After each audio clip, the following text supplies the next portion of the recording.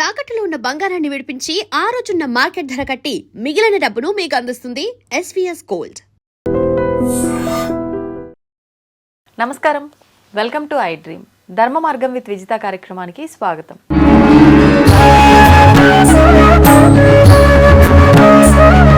ప్రస్తుతం మనతో పాటు ఉన్నారు ప్రముఖ జ్యోతిష వాస్తు పండితులు బ్రహ్మశ్రీ అన్నవరపు తిరుపతి మూర్తి అవధాని గారు. ఇప్పుడు గురుగారితో మాట్లాడదాం. నమస్కారం గురుగారు. ఓం శ్రీ మహాగణాధిపతయే నమః. గురుగారు, చాలా వరకు చాలా విషయాల్లో డబ్బున్న వాళ్ళని ఒక రకంగా, సామాన్యులను ఒక రకంగా చూస్తున్నారేమో, పరిస్థితులు కూడా అలానే ఉంటున్నాయేమో, అంటే వాళ్ళకే ఫేవర్గా ఉంటున్నాయేమో, సామాన్యులకు ఏది కూడా అందుబాటులో ఉండదేమో అన్న విధానం మనం ఎక్కువగా చూస్తూనే ఉన్నాం. అవును.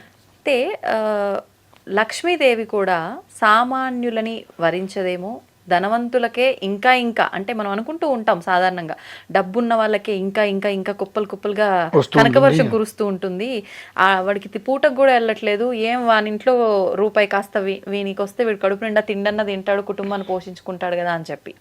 అంటే నిజంగా అనిపిస్తుంది, దేవుళ్ళు కూడా పక్షపాతులేనా, ఎందుకు ఇట్లా జరుగుతోంది, అంటే సామాన్యులకి లక్ష్మీదేవి అనుగ్రహం ఉండదా, అంటే వాళ్ళు మళ్ళీ పూజలు ఈ విషయాలకు వచ్చేసరికి ఏమీ లేని వాళ్ళే ఎక్కువగా ఆరాధిస్తూ ఉంటారు. ధనవంతులు అసలు పూజల జోలికి, భగవంతుల జోలికి కూడా చాలా తక్కువగానే వెళ్తూ ఉంటారు. అయినా ఎందుకని వాళ్ళకే లక్ష్మీదేవి అనుగ్రహిస్తుందంటారు? గతం పాపం, గతం దుఃఖం, గతం దారిద్ర్యమేవచ, ఆగతాతు సుఖ సంపత్తి పుణ్యాతు తవ దర్శనం. అంటే అండి, ఈ జన్మలో నీకు అమోఘమైన డబ్బు వచ్చింది అంటే క్రితం జన్మలో నువ్వు చేసుకున్నటువంటి పుణ్య ఫలితం. ఆ పుణ్య ఫలితం ద్వారా నీకు డబ్బు వచ్చింది, ఆ డబ్బును నువ్వు కాపాడుతున్నావు. అలానే జన్మ కర్మ సమే దివ్యం, నువ్వు ఏదైతే చేసుకుని ఉన్నావో దాని యొక్క ప్రతిఫలమే నువ్వు అనుభవిస్తావు. ప్రధానమైన విషయం. ఇకపోతే రెండొక విషయం, అసలు లక్ష్మీదేవి వాళ్ళని వరిస్తుందా, ఆవిడికి పక్షపాతమా అని అంటే పక్షపాతం అనడానికి వీల్లేదు, కానీ వాళ్ళనే ఎందుకు వరిస్తుందో మాత్రం వివరం మనం చెప్పచ్చు. ఎందుకనంటే మనం పొద్దున్న స్నానాలు చేస్తాం, విడిచిన బట్టలు అలా పడేస్తాం,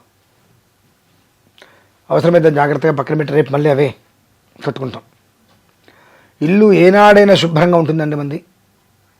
ఉంటుంది. ఇడిచిన బట్టలు అయితే తీసిన బట్టలు అక్కడ పడేయటము, బట్టలు మడత పెట్టం అక్కడ పడేస్తాం, కుర్చీ నిండా బట్టలు ఉంటాయి, విడిచిన బట్టలు నమ్మోలు ఉంటాయి, ఇల్లు ఊడుస్తాం ఎక్కడ దుమ్ము అక్కడే ఉంటుంది, ఏ టీవీ గూట్లలో మొత్తం షెల్ఫ్లు చూసినా మొత్తం దుమ్ముగానే ఉంటుంది.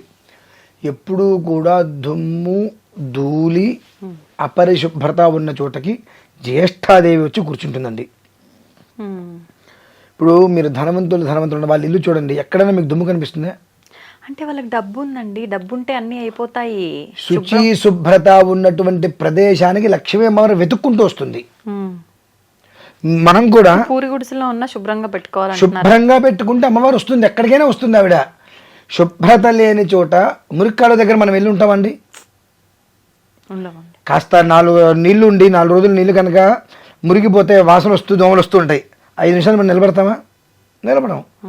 మనకి ఎలా ఉన్నప్పుడు సర్వలోకానికి కూడా ఐశ్వర్యాన్ని ప్రసాదించేటువంటి అమ్మ, అటువంటి చోట ఆవిడ ఎందుకు ఉంటుంది? సుగంధ సుమనోహర పరిమళ ద్రవ్యములు. దీనికి భారతంలో చెప్పారంటే మంచి విషయం. పాండవులు 5 పడి వెళ్తూ ఉంటారు, ఒక్కొక్కళ్ళు కింద పడిపోతూ ఉంటారు. ఫస్ట్ ద్రౌపది పడిపోతుంది. భీమసేనుడు, అన్నయ్య ఏనాడు కూడా ధర్మం తప్పి చరించలేదు కదా, మరి ద్రౌపది ఎందుకు పడిపోయింది అంటే, తమ్ముడు మీకు తెలియని ఒక విషయం ఉంది, మనందరికన్నా అర్జునుడు అంటే కాస్త ద్రౌపదికి పక్షపాతం ఎక్కువ. అవునా? ఆ ఒక్క పాతంతో ఆమె పడిపోయిందంట. కొంతసేపటికి అర్జునుడు పడిపోతుంటాడు. అన్నయ్య అర్జునుడు పడిపోతున్నాడు ఏమిటి, అర్జునుడు చేసిన తప్పేమిటి అని అంటే, నీకు తెలియదురా, వాడికి ధనుర్విద్యలో తనంతటి వాడు లేడు అనేటువంటిది ఒక ఉంది, దానివల్ల వాడు పడిపోయాడంట. ఈ తర్వాత నకులుడు సహదేవుడు వీళ్ళు, అన్నయ్య అంటే నా అంతటి సుందరాంగుడు భవనాలలో లేడు అని చెప్పి వాళ్ళ గుందిరా అంటాడు. కాసేపు భీముడు కూడా అన్నయ్య అంటూ వాళ్ళతుంటే, నేనెందుకు చనిపోతున్నానంటే నీకు ఖండబలం గుండెబలం దానితోటి వచ్చినటువంటి అహంకారం, ఇన్ని కలిపి నిన్ను పడేసినరా అంటాడు. వీళ్ళు నలుగురు ద్రౌపదితో పాటు 5 పడిపోతారు. ధర్మరాజు కోసం ఇంద్రుడు రథాన్ని పంపిస్తాడు. సశరీరంగా స్వర్గలోకానికి వెళ్ళినటువంటి ధర్మరాజు వెనకాల ఒక కుక్క వస్తూ ఉంటుందండి. నేను అడిగిన దానికి దీనికి సంబంధం ఏంటని మీకు అనిపించవచ్చు, చెప్తా. కుక్క వస్తుంది. ధర్మరాజు ఆ రథం ఎక్కువ నేను స్వర్గానికి తీసుకెళ్తానంటే ఈ కుక్కను కూడా ఎక్కిస్తే శునకాన్ని కూడా అక్కడి నుంచి మాతో నడుచుకుంటూ వస్తుంది, శునకాన్ని కూడా ఎక్కిస్తే నేను తీసుకెళ్తా అంటే అది శునకము జంతువు రథం ఎక్కకూడదు అంటే అయితే నేను రథం ఎక్కను.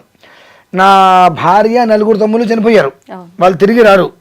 ఇప్పుడు అక్కడి నుంచి మమ్మల్ని వెంటాడుతూ మాతోటి పాటు ఇంతవరకు వచ్చింది శునకం, దాన్ని వదిలేసి వెళ్ళడానికి నా మనసు అంగీకరించదు అనగానే ఆ శునక రూపంలో ఉన్నటువంటి యమధర్మరాజు లేచి, నీ ధర్మదీక్షకి నేను సంతోషమయ్యా, నాకు కాండవ దహనం సమయంలో మీలో ఎవరిని నువ్వు బ్రతికించమని కోరుతా ఉంటే నా పిన్ని గారు కొడుకులు అందులో నకుల్ని బ్రతికించని నువ్వు కోరావు, అప్పుడే నీ ధర్మదృష్టి నాకు అర్థమైందయ్యా, కాబట్టి నువ్వు సశరీరంగా స్వర్గానికి వెళ్ళిపోంటారు. స్వర్గానికి వెళ్ళిన తర్వాత నరకం అదంతా ఉంటుంది కదా, ఈ నరకం అనగానే నానా రకాలుగా మొత్తం ఇబ్బందికర వాతావరణంలో ఉంటుంది, చాలా చండాలంగా చూడటానికి భయంగా.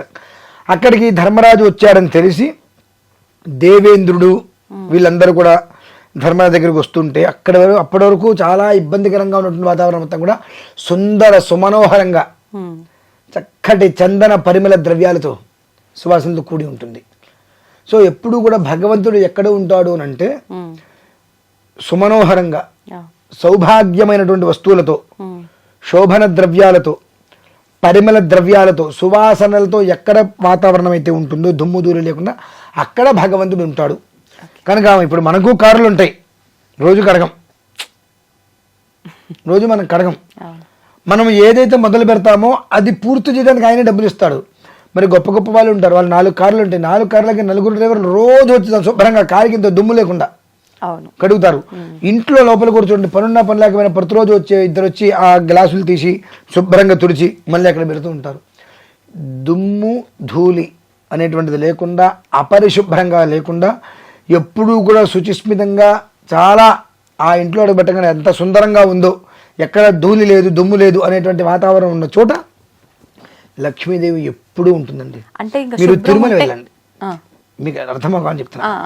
తిరుపతి వెళ్ళండి, హృదయ లక్ష్మి ఉంది అక్కడ అమ్మవారి స్వామివారి దగ్గర. కొండ మీద లోపలికి వెళ్తే ఎప్పుడూ పచ్చకర్పూరంతో మంచి సువాసన, కనుకనే ఆవిడ అక్కడ స్థిరంగా ఉంటుంది. మామూలుగా సాధారణమైన చిన్న చిన్న గుళ్ళకి మనం వెళ్తుంటాం, అక్కడ సువాసనలు రావు. కాబట్టి 20 ఏళ్ళైనా గుడి కట్టి అది అలానే ఉంటుంది, దానికి ఎదుగుదల ఉండదు. ఎందువల్లనంటే ఆ ప్రాంగణంలో అమ్మవారు ఉండలేరు.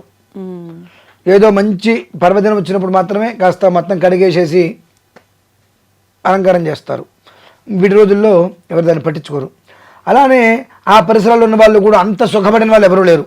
ఎందువలన నీ ఊర్లో, నీ పరిధిలో, నీ వీధిలో, నీ ఇంటి మీద ఒక ఆలయం ఉంటే దాన్ని అభివృద్ధి చేసుకుంటూ, దాన్ని బాగు చేసుకుంటూ, దాన్ని చక్కగా చేసుకుందాం లేకుండా ఎక్కడో తిరుపతి వెళ్ళో ఇంకొక చోటకి వెళ్ళో గొప్ప గొప్ప దేవాలయాలను ఇంకా గొప్పగా చేద్దామని ఆలోచిస్తున్నావు. మినహాయిస్తే నీ దగ్గరున్న దేవాలయంలో శక్తిని గ్రహించలేకపోతున్నావు. కనుక మనం అందరం అలానే ఉంటాం. ఏ గుళ్ళోకైనా వెళ్ళండి, ఇక్కడ దుమ్ము ధూళి ఉంటుంది. తిరుమల లోపలికి ఎంతమంది ఎక్కడైనా కనిపిస్తుందా? మొత్తం ఒకటి నేతితోటి కలిపిన సువాసన లడ్డు వాసన, లోపలికి వెళ్తే చక్కటి పచ్చకర్పూరం వాసన. ఏంటంటే ఆ సుగంధ సుమనోహర పరిమళ ద్రవ్య సువాసన ఎక్కడైతే ఉంటుందో అక్కడ మాత్రమే లక్ష్మీ అమ్మవారు కొలువై ఉంటుంది. కనుక మీ ఇంట్లో కూడా లక్ష్మీ అమ్మవారు స్థిరంగా ఉండాలి అనుకున్నట్లయితే ఇల్లు శుభ్రంగా పెట్టుకోండి, విడిచిన బట్టలు పెట్టకండి. ఒక్కసారి ఒంటి మించి తీసి పక్కన పెడితే మళ్ళీ కట్టకండి. విడిచిన బట్టలు కట్టకూడదు. మీరు ఎప్పుడైనా పెద్దవాళ్ళని చూసారా, తీసి పక్కన పెట్టేస్తారు, ఇంకోటి తీసుకుంటారు, గంటకో చేరైనా మారుస్తారు, కానీ కట్టింది మళ్ళీ కట్టరు. అటువంటి అలా ఉన్నప్పుడు ఎప్పుడైతే కనుక శారీరక సౌందర్యం, బాహ్య సౌందర్యం, అంతఃసౌందర్యం, గృహ సౌందర్యం ఎప్పుడైతే ఉంటుందో అక్కడ లక్ష్మీదేవిని మీరు ఎలమన్నా వెళ్దాం, అక్కడే ఉంటుంది. అదంతా కాకుండా పొద్దున్నే ఉడుద్దానులే తర్వాత ఓడవచ్చులే అనేసి ఎప్పుడో మనకు కుదిరినప్పుడు 8 9 మనకు కుదిరినప్పుడు ఇల్లు ఉడుచుకుంటూ బట్టలు మొత్తం ఆరేసి మొత్తం పక్కన పడేసేసి, ఇరిచిన మొత్తం ఏమూలు పడేసేసి అంట్లు మొత్తం అమూల. చూడండి మీరు నేను చాలా మంది ఇళ్ళలో వెళ్ళినప్పుడు నేను ముందు వంటింట్లోనే చూస్తా. అసలు వీళ్ళు వాతావరణం ఏంటి, రాత్రి పడుకోబోయే ముందు ప్రత్యేకంగా కొన్ని పరిశీలిస్తా. ఎక్కడ అంట్లు ఉండవు. ఆ రాత్రివి తిన్న మొత్తం దాదాపుగా రాత్రి తోమేస్తారు, తోమేసి బోర్డు చేసేస్తారు. తెల్లవారేటప్పటికి నీకు అంట్లు కనిపించవు. పాచి గిన్నెలు అంటారు చూసారండి, అట్లా అంటూ రాత్రి వండి తిన్నటువంటి పదార్థాలు గిన్నెలు దాదాపుగా తెల్లవారితో కనిపించవు. రాత్రే మొత్తం పక్కన పెట్టేస్తారు. మళ్ళీ ఉదయం పూట టీ పెట్టుకుంటే అప్పుడు మళ్ళీ ఫ్రెష్గా రావడం తప్పితే ఎప్పటికప్పుడు వాళ్ళు తొలిచేసుకుంటారు. టీ తాగిన తర్వాత మనం గ్లాస్ పక్కన పెట్టేస్తాం, గంట 2 గంటలు. టీ అవ్వగా మనిషి వచ్చి తీసుకెళ్ళిపోతే కడిగి పెట్టేస్తారు. అంత శుభ్రత ఉన్న చోట లక్ష్మీదేవి మీరు పొమ్మన్నా పోదు. ఈ శుభ్రత లేని చోటకి ఇంత ద్వారంలోంచి జ్యేష్ఠాదేవి ఇలా ఆసనమవుతుంది. ఎప్పుడైతే ఆవిడ లోపలికి వస్తుందో అందులోంచి మొత్తం మనకున్నటువంటి సంతోషం మొత్తం వెళ్ళిపోతుంది. అప్పటి వరకు ఉన్నటువంటి ఇంట్లో భార్యాభర్తల ఇబ్బందులు మాట వచ్చి నువ్వెంతంటే నువ్వెంత, ఆర్థిక రకంగా మానసికంగా ఆరోగ్యంగా అన్ని రకాల సమస్యలు రావడానికి మూలం జ్యేష్ఠాదేవి ఇంట్లోకి రావడం. ఆవిడ ఎందుకు వచ్చింది, నీ ఇల్లు నువ్వు శుభ్రంగా పెట్టుకోలేకపోయావు కాబట్టి నీకు లక్ష్మీదేవి ఎందుకు ఉంటుంది. ఇంకా భగవంతుడు ఎక్కడో, మీకు ఒక మాట చెప్తా, మన ఇల్లు ఎప్పుడు చికాగ్గా ఉంటుంది. మన ఇంటికి ఒక పెద్ద మనిషి వస్తున్నాడంటే ఎట్లా చేస్తాం, శుభ్రం చేస్తాం చాలా నీట్గా. ఆయన వచ్చేటికి ఇల్లంతా మొత్తం సోఫాలతో సహా మొత్తం నీట్గా పెట్టేసేసి ఒక అగరబత్తి పెట్టి మంచి సువాసన అవడానికి స్ప్రే కొట్టేస్తాం. రోజాలు ఎందుకు ఉండమండి? అంటే ఆ పెద్ద మనిషి ఏదో మన ఇంటికి వస్తే మన ఇంటిని చాలా శుభ్రంగా నీట్గా ఉన్నారు అని ఒక ఫీలింగ్ వాళ్ళకి కలుగుతుంది, మెప్పు. వీడెవడి గురించి మెప్పు ఉండే బదులు అమ్మవారి మెప్పు పొందాలని ప్రయత్నం చేస్తే రోజు అలానే ఉంది. చిన్న లాజిక్ అండి. ఆ విషయంగా ఉంటే లక్ష్మీదేవి ఎక్కడికి వెళ్దు. మీరు మార్వాడీస్ చూడండి ఎలా ఉంటారు, ఎక్కడ ఇంత దుమ్ము ఉండదు, చికాగ్గా ఉండరు, ప్రశాంతంగా ఉంటారు. ఎందుకంటే వాళ్ళు నిత్యం ఇంట్లో చేయవలసిన దాన్ని ఇల్లు శుభ్రంగా ఉంచుకోవటము, ఒళ్ళు శుభ్రంగా ఉంచుకోవటం. వాళ్ళు ఎక్కడ దాదాపుగా ఒంటి మీద కొబ్బరి నూనె, ఒంటి మొహం మీద కొబ్బరి నూనె జిడ్డు కారుతున్నట్టుగా కానీ ఎక్కడా ఉండరు. దాదాపుగా మార్వాడీస్ అందరూ కూడా మొహంలో ఒక చక్కటి కాంతితో ఉంటారు. పెట్టుకొచ్చిన కాంతి కదా అదంతా. వాళ్ళ ఆరాధనలు ఇంట్లో. ఆరాధన అంటే ఏంటి, ఎప్పుడూ కూడా ఒంటిని ఇంటిని శుభ్రంగా పెట్టుకుంటారు, మంచి ఇస్త్రీ బట్టలు వేసుకుంటారు. ఎప్పుడైతే నువ్వు నీ ఒంటిని నీ ఇంటిని శుభ్రతగా పెట్టుకుంటావో అక్కడికి ఆవిడ వస్తుంది. కానీ అశుచిగా ఉన్న చోట, పందులు తిరిగే చోట, బురద ఉన్న చోట, దోమలు ఈగలు ఇవన్నీ పెంట కుప్పలు వేసిన చోట ఆవిడ ఎందుకు ఉంటుందండి? దరిద్రత ఉంటుంది. ఈ చిన్న విషయంతో జనాలకు అర్థం కావాలి, లక్ష్మీదేవి రావాలంటే మనం ఎలా ఉండాలి, లక్ష్మీదేవి అక్కర్లేదంటే మనం ఎలా ఉండాలి అని చెప్పి. అంతే. గురుగారు, లలితా సహస్రనామ పారాయణం ఈ మధ్యకాలంలో చాలా మంది లలితా సహస్రనామ పారాయణం చేస్తున్నారు. కాకపోతే ఎక్కువగా అంటే వాళ్ళకున్న ఇబ్బందులు తొలగిపోవడానికి కానివ్వండి, లేదు అనంటే వాళ్ళు అనుకున్న కోరికలు నెరవేరట్లేదు, ఆ కోరిక నెరవేరాలని కానివ్వండి, ఏదేమైనప్పటికీ కామ్యాల కోసం ఎక్కువగా చేస్తూ ఉన్నారు. నిజంగా లలితా సహస్రనామ పారాయణము ఎందుకు చెయ్యాలి, చేయటం వల్ల ఎటువంటి ఫలితం ఉంటుంది, కామ్యాల కోసమే చెయ్యాలా, చేస్తున్న పద్ధతి సరి అయినదేనా, ఒక్కసారి దాని గురించి వివరణ ఇవ్వండి. తప్పకుండా. శ్రీ విద్యాం పరిపూర్ణమేరు శిఖరే బిందుత్రికోణే స్థితాం వాగీషాది సమస్తభూతజననీ మంచే శివాకారకే కామాక్షీ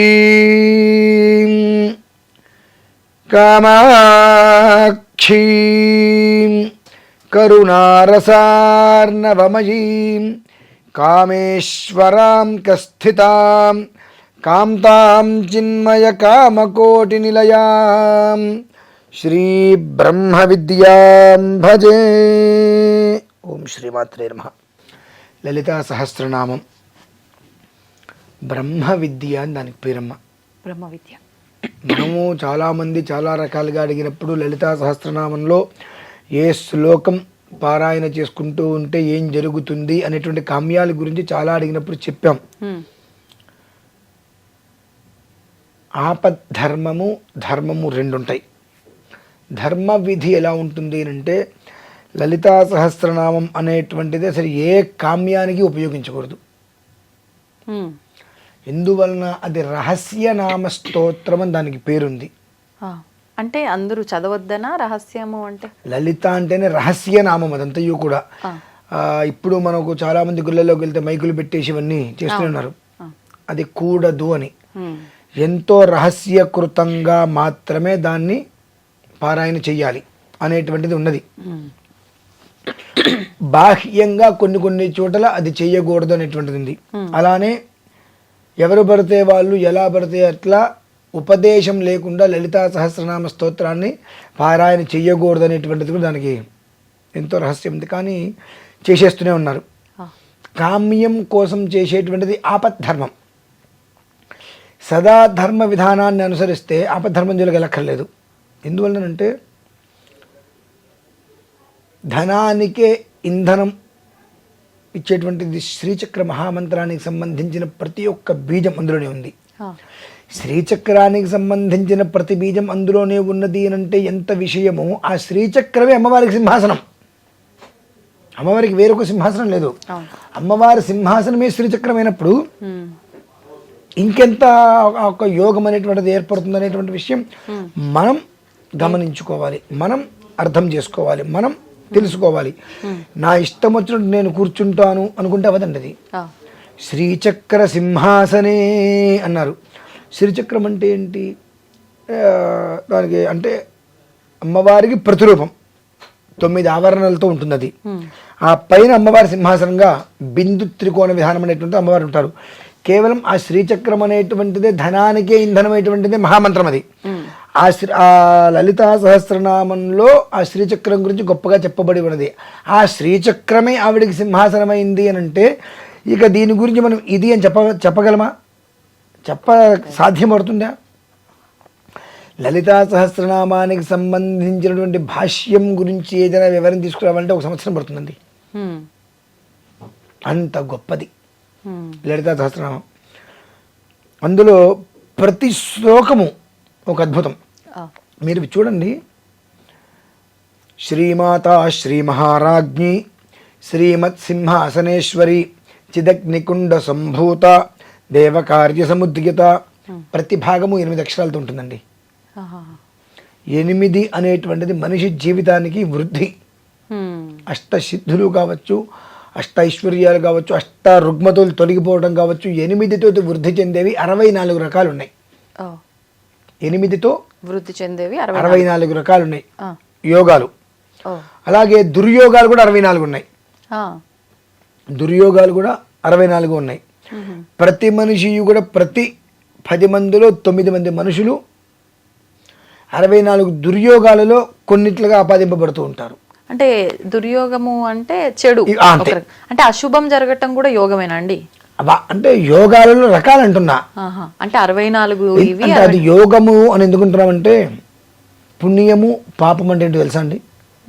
అంటే మనం చేస్తున్న పనులను బట్టి మనకు వచ్చే ఫలితం. ఇష్టమైంది పుణ్యం, మనకు నచ్చింది ఇష్టమైంది పుణ్యం, మనకు నచ్చంది ఇష్టం లేనిది పాపం. అంటే ఇప్పుడు పూజ చేయండి అంటే కొంతమందికి నచ్చదు, అది చెప్తారు, అది మహాపాపంగా భావిస్తారు. కొంతమందికి భగవదారాధనే ఇష్టం, అది పుణ్యం. మరి తీసుకునే విధానాలు. అవునులేండి, నిజమే. ఇలా ఉన్నప్పుడు ఈ లలితా సహస్రనామంలో 64 రకాల దుర్యోగాలని తీసేస్తుంది. అది 64 రకాల యోగాల్ని ఆపాదింపజేస్తుంది. కనుక అష్టమి చంద్ర విభ్రాజ దళిక స్థల శోభిత ముఖ చంద్ర కలంకాభ మృగనాభి విశేషగా అనుకుంటూ ప్రతి ఒక్క శ్లోకానికి మను విద్య చంద్ర విద్య చంద్రమండల మధ్యగా చారు రూప చారుహాస చారు చంద్రకళాధర. ఈ శ్లోకం అవసరం లేదన్నటువంటిది లేదండి. 183 శ్లోకాలు. 183 శ్లోకాలు 8 తోటే ఉంటాయి, ముడిపడి వృద్ధి చెందుతూ ఉంటాయి. 8 అంటేనే వృద్ధి. ఆయుష్ కావచ్చు, ఐశ్వర్యం కావచ్చు, ఏదైనప్పటికీ కూడా ఈ లలితా సహస్రాన్ని స్త్రీలు ఎవరైనా పురుషులు ఎవరైనా ఉపదేశం లేకపోతే కళ్ళతోటి మాత్రమే పెదాలు ఆడించకుండా మనం పేపర్ ఎలా చదువుతాం అలా కళ్ళతోటే చదవండి. అలా 72 రోజులు దీక్ష పెట్టుకోండి. అంటే 72 సార్లు పూర్తి చేయాలి అనేటువంటిది పెట్టుకోండి. అంటే అది మనం రోజులో ఎన్నిసార్లు వీలైతే అన్నిసార్లు మన ఇష్టం అది. రోజుల్లోనేనా? రోజు 3 సార్లు చదవగలం, ఓకే చదివేసుకోండి. 71 కంప్లీట్ చేయాలి. 72 సార్లు. 72. కానీ ప్రశాంతతగా చేసుకుంటే మీకు 72 రోజులు పడుతుంది. ఎందుకంటే ఒక్కసారి ఆమూలాగ్రంగా పారాయణ చేయాలంటే 45 నిమిషాలు పడుతుంది. అంటే మనం వేరే ఆలోచన లేకుండా చేయాలి. అలా చేసుకోగలిగితే 72 రోజులు మనకు దొరికేది ఏమిటి అంటే దశవారం పఠేద్యస్తు సద్య పాపై ప్రముచ్యతే. అంటే దశవారం అంటే 10 వారాలు అంటే 72 రోజులు అనులోమ విలోమంతో కలిపి. ఈ 72 రోజుల పాటు కనుక మనం చేసినట్లయితే సద్య పాపై ప్రముచ్యతే. జన్మించిన దగ్గర నుంచి మనం చేసిన పాపాలు కొన్ని ఉంటాయి, మన పూర్వీకుల నుంచి సంక్రమించిన దోషాలు ఉంటాయి, ఆ క్షణంతో మొత్తం తిరిగిపోతాయి. మహాదుర్గాన దరతి మహాదేవ్యా ప్రసాదత. నీకు జీవితంలో ఏదైతే అవసరమో నువ్వు అడగవలసిన అవసరం లేకుండా అమ్మవారు ప్రతి క్షణం నీకు నువ్వు అడిగింది ఇవ్వదు, నువ్వు అడిగింది ఇవ్వదు. మరి నేను చేయడం దేనికండి, అంత అవసరం ఏంటి? నేను అడిగింది నాకు ఇష్టమైంది కోరే కదా. చాలా మంచి ప్రశ్న ఇది. మన ఇంట్లో చిన్నపిల్లలు ఉంటారు, అక్కడ చాకు ఉంటుంది, వాడు అదే అడుగుతారు, మీరు ఇస్తారా? ఎందుకని? అది ప్రమాదం కదండి. అంటే వాడికి అది ఎలా ఉపయోగించాలో తెలియదు కదా. కానీ అది వాడు కావాలని అడుగుతారు, మీరు ఇస్తారా? ఇంకోటి ఏదో ఇచ్చి మభ్యపెట్టే ప్రయత్నం చేస్తారు, వాడు అదే కావాలి నాకు ఇది అక్కర్లేదు అంటారు. అలానే మనం కూడా నాకు ఇది కావాలి అంటాం, దానివల్ల మనకు మంచో చెడో మనకు తెలియదు, ఆయన అమ్మకి తెలుసు కనుక అది ఇవ్వదు. దానివల్ల నీకు నష్టం రా, నేను వేరేది ఇస్తాంట. నేను అడిగింది ఇవ్వనప్పుడు నువ్వు ఇచ్చింది నాకు వద్దంట మనం. కనుక ప్రతి శ్లోకానికి ఒక్కొక్క విధానం ఉంది.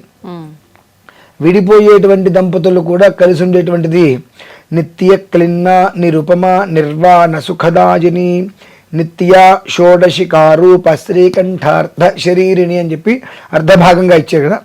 ఈ రకంగా ప్రతి ఒక్క కామ్యానికి ఒక్కొక్క శ్లోకం ఉంది. ఎన్ని కామ్యాల కోసం ఎన్ని శ్లోకాలు చదువుతావు, దేనికి దానికి విడివిడిగా. కాబట్టి 72 రోజులు టైం పెట్టుకో, రోజు ప్రశాంతంగా. ఉదయం కన్నా సంధ్యా సమయంలో, ఉదయం కన్నా సంధ్యా సమయం రెట్టింపు కూడా ఎక్కువ వస్తుంది. కానీ బ్రాహ్మీ ముహూర్తంలో ఎక్కువ ఆ టైంలో మనం చేయలేం కదండి, అది నేను అనేది. అప్పుడు చేయగలిగితే ఆ సమయంలో చేయగలిగితే అసలు తిరుగులేదు. లేదంటే సంధ్యా సమయం సాయంకాలం. అంటే బ్రాహ్మీ ముహూర్తం అనేది అనుకున్న సూర్యోదయాత్ పూర్వం,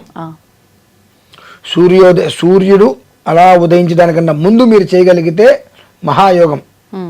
అది ఎట్లాగో చెయ్యలేరు, సూర్యోదయం తర్వాత చేసేటువంటిది ఫలితం ఉండదు, రాక్షస కృతం అంటారండి.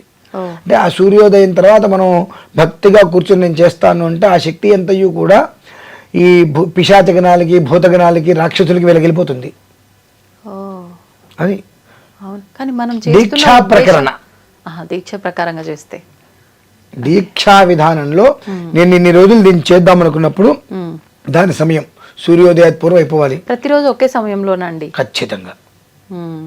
సూర్యోదయం అంటే 5:30 వేసుకుందాం, 6. ఈ లోపల నువ్వు చేసుకోగలిగితే అది నీకు అదృష్టం.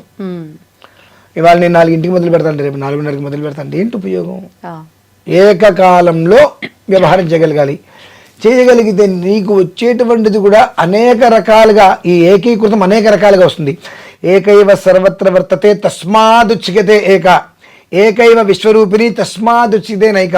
నువ్వు ఒకటిగానే భావించేయవచ్చు, కానీ అనేక రకాలుగా నీకు ఏదైతే జీవితానికి అవసరమో అది ఒక్కటి అమ్మవారి ప్రసాదిస్తుంది. ఆ విధానాన్ని సూర్యోదయాత్ పూర్వం అనుసరించు. ఒకవేళ సూర్యోదయంలో మనం చేయలేనేమో అనుకుంటే అప్పుడు రెండవ విధానం సాయంత్రం చేయండి, అస్తమానం సమయంలో. అది ఎప్పుడు సూర్యుడు దిగిపోవడానికి ముందు చేయాలి, అస్తమానం అవ్వడానికి ముందు పూర్తి చేయాలి. ఓకే, అది అద్భుతమైన ఫలితం.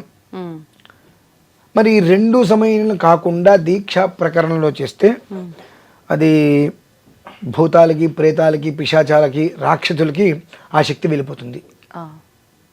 అది మంత్రం కదండి. అవును, మంత్రమే. ఆ దీక్షగా ఒక విధానం అనుసరిస్తున్నప్పుడు దానికి ఒక సమయం ఉంటుంది. ఆ సమయానికి సందర్భంగా నువ్వు చేయగలిగితే అది దైవకృతంగా ఆ మంత్రం శక్తిని ఏర్పడుతుంది. సూర్యోదయం తర్వాత ఈ దీక్షాకృతులన్నీ కూడా రాక్షస సంబంధంగా ఉంటాయి. నువ్వు మొదలుపెట్టి ఉదయం నుంచి సాయంత్రం వరకు చేయి, ఇబ్బంది లేదు. లేదు నేను 7 గంటలకు మొదలుపెట్టి దీక్షలో చేసుకుంటానంటే అది మనకు ఉపయోగం లేదండి. ఎంత చేసినా చాలా మంది ప్రారంభించే సమయం మీరు చెప్పినట్టుగా ఉంటే ఉత్తమం. ఓకే. మీరు సాయంత్రం వరకు మధ్యలో ఆపకుండా చేసుకుంటారు, నష్టం లేదు. కానీ ప్రారంభించే సమయం అనేటువంటిది ప్రధానంగా మీరు చూసుకోండి. అది చూసుకొని సాయంత్రం వరకు చేసినా అది మొత్తం మీ దగ్గర ఉంటుంది శక్తి. నేను ప్రారంభించటమే 7 తర్వాత ప్రారంభం చేస్తాను అని అంటే ఉషోదయం, అరుణోదయం, సూర్యోదయం, తర్వాత రాక్షసోదయం, 7 తర్వాత రాక్షసులు ఉదయించేటువంటిది. అందుకనే మన పెద్దవాళ్ళు 6-7 తర్వాత నోట్లో బ్రష్ పెట్టుకుంటే రాక్షసధం అని తిడుతూ ఉంటారు. అలానే రాత్రి 10 తర్వాత భోజనం చేసేటువంటి రాక్షస భోజనం చేస్తున్నాడు వాడు అంటుంటారు. ఇవి కొన్ని కొన్ని ఉంటాయి. ఏ సమయంలో మనం చేయవలసింది చేయకుండా చేయవలసింది చెయ్యరాని టైంలో చేస్తామో ఆ దుష్ఫలితాలే మన మీద ఆ ప్రభావం బాగా చూపిస్తుంటుంది. మనీలైనా కావచ్చు, ఏదైనా కావచ్చు, మనం చేసేటుంటే మన మీద దుష్ప్రభావాలు, దుష్ఫలితాలు, సత్ప్రభావము, సత్ఫలితాలు కూడా చూపిస్తుంటుంది. కనుక లలితా సహస్రం అనేటువంటిది అనేక రకాలుగా చెప్పబడి ఉన్నది. 183 శ్లోకాలకి 183 విధానాలు ఉన్నాయి, లేదు అంటానికి లేదు. కానీ కామ్యం కోసం నిర్దిష్టంగా తీసుకొని చేయటం కన్నా అకామ్యముతో, అంటే ఏ కోరిక లేదు, 72 రోజులు నేను పారాయణ చేయాలనుకున్నాను అంతే. తెల్లవారుజామున పుట్టి చక్కగా ఇలా కళ్ళతోటి మంత్రం బయటికి అనవద్దు. అదేంటండి మంత్రం ఎందుకు బయటకు అనకూడదు? స్వర అక్షర పద వృత్త వర్ణాలు అనేటువంటి దానికి ఒక క్రమబద్ధీకరణ ఉంటుంది. మనము కొన్ని శ్లోకాలు చెబుతున్నప్పుడు నాలిక తిరక్కపోవచ్చు, నాలిక తిరక్కపోవచ్చు. ఒత్తు పలకవలసిన చోట ఒత్తు పలకం. అవునండి. ఉద్యద్భాను సహస్రాభ అన్నప్పుడు ఉద్యద్భాను సహస్రాభ అని చెప్పేస్తారు. అంతే కదండి. ఆ ఒత్తు ఉద్యద్భాను సహస్రాభ చతుర్బాహు సమన్విత రాగస్వరూప పాషాఢ్య క్రోధాకారాంకుశోజ్వల. ఆ అక్షరం స్పష్టంగా మనం పలకలేం, ఆ ఒత్తు రాదు.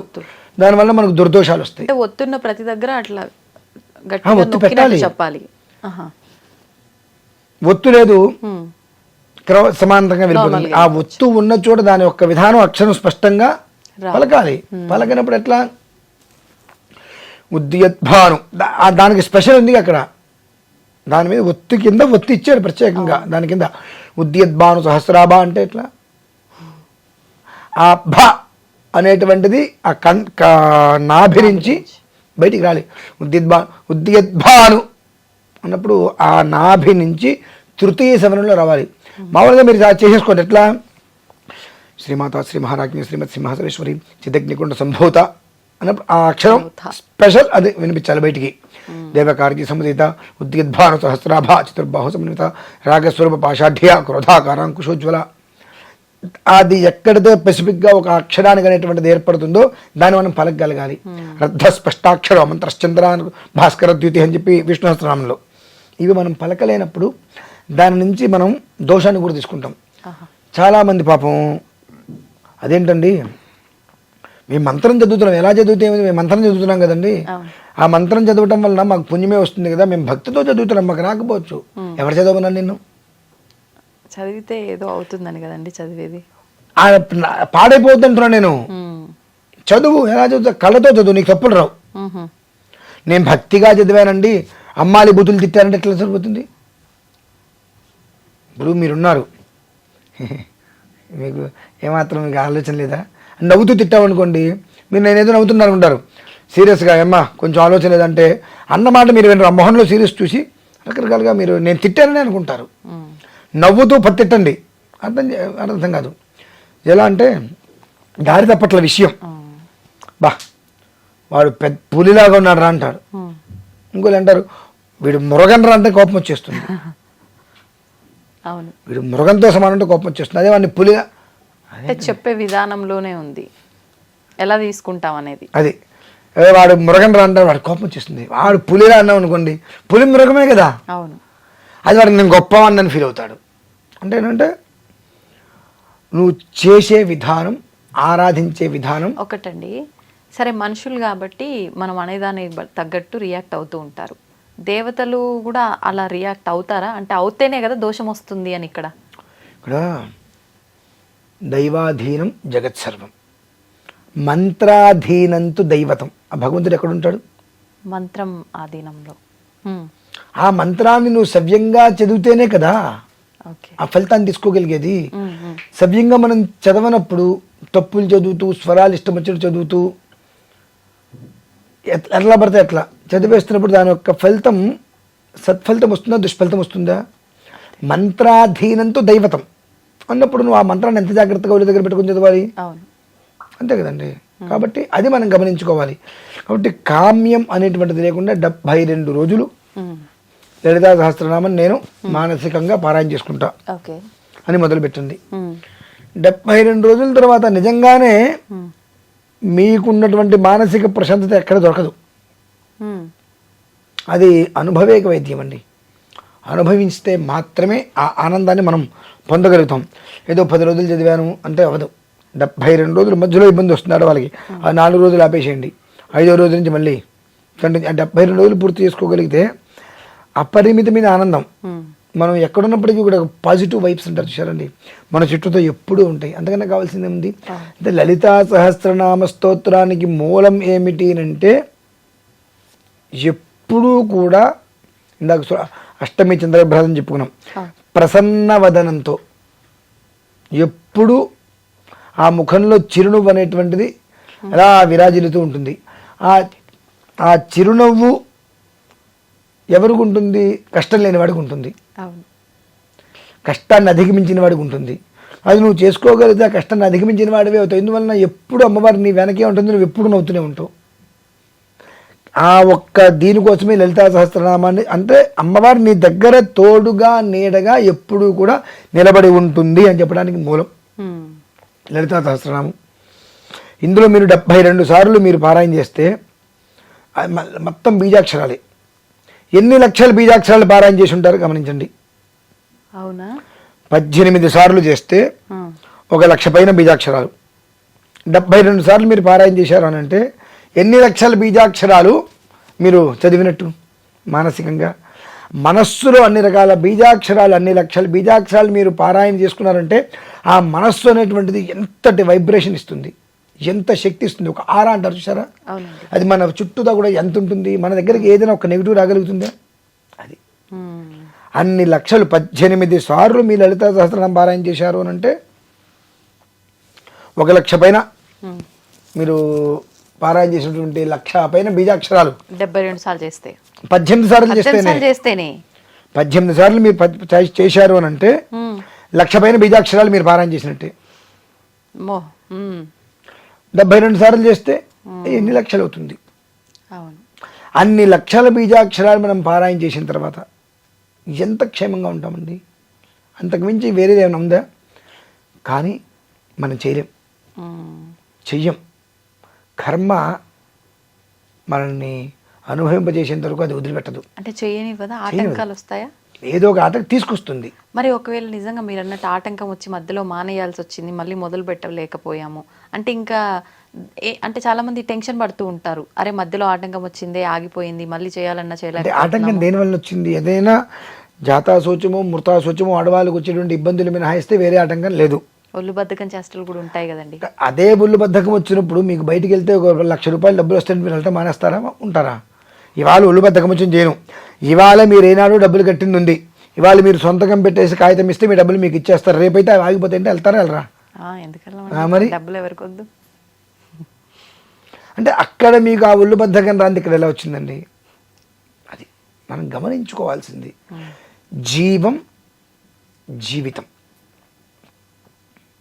జీవం లేనిదే జీవితం లేదు, జీవితం లేనిదే జీవం కష్టం, జీవితం లేని జీవం అనవసరం, జీవం లేకుండా జీవితం లేదు. ఆ ఓంకారమే ప్రాణబీజం జీవం. అది మరి 72 రోజులు అండి, రోజుకి 45 నిమిషాలు. పోను మీకు 20 నిమిషాలు కూడా అయిపోతుంది అలవాటు. ఆ 72 రోజుల్లో రోజుకు ఒక అరగంట మేము తెల్లవారుసన కేటాయించలేమా? అనుకుంటే చేయొచ్చు. కానీ ఆ కర్మ అనేటువంటిది చూసారండి, అది మిమ్మల్ని డామినేట్ చేయడం కోసం ప్రయత్నం చేస్తుంది. సో ఇక్కడ మనం గమనించాల్సింది, నాకు బద్ధకం వచ్చింది, చేయలేకపోతున్నా, సో నన్ను ఏదో ఒక రకమైన నెగిటివ్ వెనక్కి లాగుతుంది. ఇది నేను చేయగలిగితే చాలా అద్భుతమైనటువంటి పవర్ జనరేట్ అవుతుంది, నన్ను ఏమీ చేయలేదు. కాబట్టి అది నేను చేయనీయకుండా కనుక ఆపేస్తే అనేక రకాల కర్మలు, అనేక రకాల ఇబ్బందులు నా చుట్టూతా వచ్చుంటాయి. కనుక నేను ఇప్పుడు దేన్ని అధిగమించాలి? ఏదైతే బద్ధకం ఉందో దాన్ని అధిగమించగలగాలి. అంటే నీ ఇంద్రియాలని, నీ శరీరాన్ని నువ్వు నీ స్థితిలో ఉంచుకోగలగాలి. ఇప్పుడు ఈ బద్ధకం కూడా ఆ కర్మ వల్లే వచ్చిందే అనుకోండి, మనం కర్మని మార్చలేం కదండి. అదే ఆ మాట ఎందుకు అంటున్నారు? అదే కర్మ మార్చలేనప్పుడు మీరు బ్యాంకుకి ఎలా వెళ్తున్నారు, డబ్బులు ఎలా దానికి మారేర్చుకున్నటువంటి కర్మ దీనికి ఎందుకు మార్చుకోలేకపోతున్నారు? అంటే మన చేతుల్లో ఉంది అంటున్నారు. మన చేతుల్లోనే ఉంది.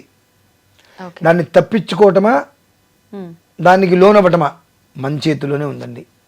మీ కర్మ అనుకుందాం కదా, దీపారాధన ఉంది, కర్మ నా చేతి చేసి చెప్పి వేలైతే పెట్టరు కదా దాని మీద. అదే పక్కన తినే పదార్థాలు ఉన్నాయి, కర్మ నా చేతి చేసి చెప్పి అవి తీసుకుంటాం. ఇక్కడ ఆలోచన ఎక్కడ ఉందండి? మన దగ్గరే ఉంది. మీరు ఇందాక మనకు మంచి అయితే పుణ్యం, చెడైతే పాపం అన్నట్టు, అవసరానికి తగ్గట్టుగా. కనుక అంటే దేనికోసం అంటే నీవు నీ విధానాన్ని, నీ యొక్క మెదడుని, నీ మనస్సుని, నీ శరీరాన్ని నువ్వు నిగ్రహంలో పెట్టుకోగలిగితే ఇంకొక గ్రహాన్ని నేను చేస్తుంది. అంతేలేండి. ఏమైనా చేస్తుందా? లేదు. దానికోసం నువ్వు చెయ్యి. చతుషష్ఠి ఉపచారాఢ్య చతుషష్ఠి కిలామయి మహాచతుషష్ఠి కోటి యోగిని ఘనసేవిత. అంటే ఇది నువ్వు 72 రోజులు చేయగలిగితే 64 కళలు ఏవైతే ఉన్నాయో చాలా అందులో ఇంపార్టెంట్ ఏవైతే నీకు అవసరమో ఆ సమయానికి నీ దగ్గరకు వచ్చేవి. లోపల సప్తచక్ర సమూహం ఒకటి ఉంటుంది, దాన్ని మేలుకొల్పుతుంది. తద్వారా మనం ఏం చేయాలో చేయగలుగుతాం. ఈ అన్నిట్లకి కూడా మనిషికి జీవాధారం, మూలాధారం లలితా సహస్రనామం. కాబట్టి అది ఏదో ఒక కామ్యం కోసం కాదు, జీవితం కోసం మానసికంగా తీసుకోగలిగితే అంతకు మించినటువంటి బ్రహ్మ విద్య మరొకట్లేదు. అది విషయం. నిజంగా చాలా మంచి వివరణ గురుగారు. ప్రతి ఒక్కరు చేసేస్తున్నారు కానీ నిజంగా కామ్యం కోసమే. అవును. అసలు ఎందుకు చేస్తున్నాము, ఎందుకు చెయ్యాలి, ఏ ఉద్దేశంతో చేయాలనే పర్పస్ తెలుసుకొని చేస్తే ఫలితం ఆటోమేటిక్గా వస్తుంది మీరు చెప్పింది. ధన్యవాదాలండి. పరమేశ్వర.